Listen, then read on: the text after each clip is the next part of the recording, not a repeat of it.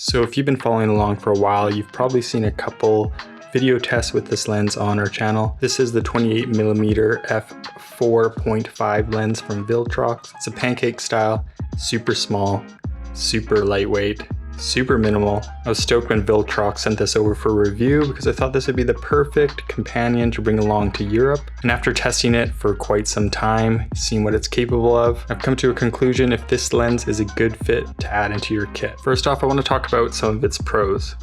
It's tiny. It's super wide at 28mm. It has a lens cover here, which is great so that you don't scratch it. It's extremely minimal on your camera body. I had this paired on my ZV-E10 Mark II when I was in Europe for a few weeks.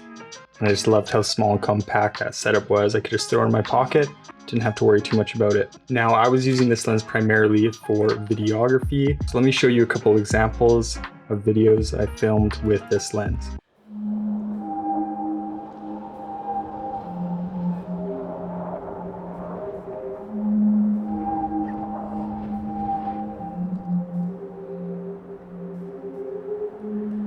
I didn't want to let you know,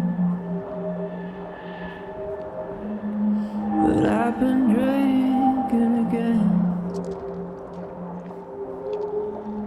Yeah, it helps, goddamn, I hate how much it helps, but I am out of ideas. Cloud back on my face.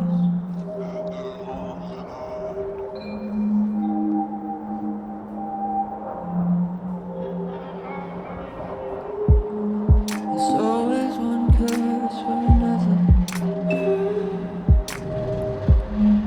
I don't have all I need. I have lost so much I have dreams. I am out of ideas.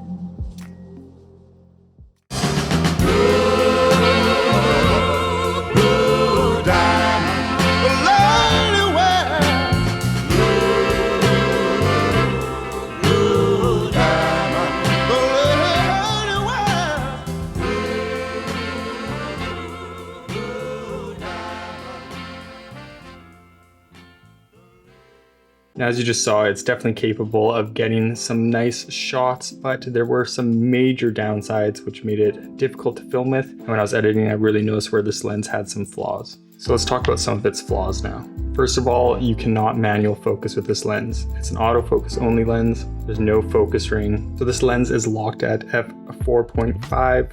It's fine if you're doing photos, but for video, this is not ideal. It also doesn't have any filter threading, so you can't put a variable ND filter on this, and this raises a major issue. The only way I could manage exposure properly was by changing the shutter speed, and as most of you know, for video, you don't want to have to change your shutter speed to get this proper exposure. You're going to compromise how your image looks. So far, it sucks that it cannot manual focus. It's stuck at f4.5. It has no filter threading. And the last thing that I didn't like about this lens is that it doesn't come with the lens hood. So there's no way to possibly control the light hitting the lens. This totally ruined the contrast of the image, and in post I had to add a lot of contrast to make the image look okay. Now, if you're a photographer, I think this lens would be great for you. It's so cheap. It's less than $100 US. It's super small, lightweight. You can throw it in your pocket, no problem. It'd be great for some street photography, being at 28mm. But on the video side of things,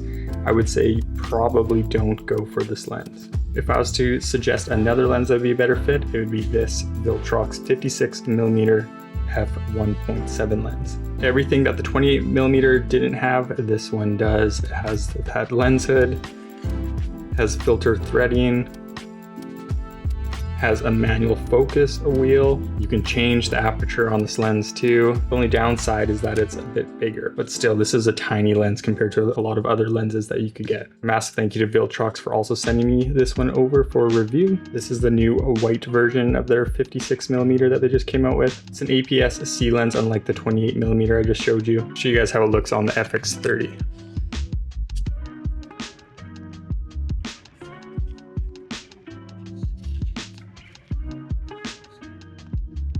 I think it pairs nicely with the FX30, having that silver gray body design. You might also like it on a black camera body, but I think it fits better. Now there is a price increase on this, but it's still a cheap lens. I think it's around 200 Canadian dollars, but you're gonna get way better image quality from this.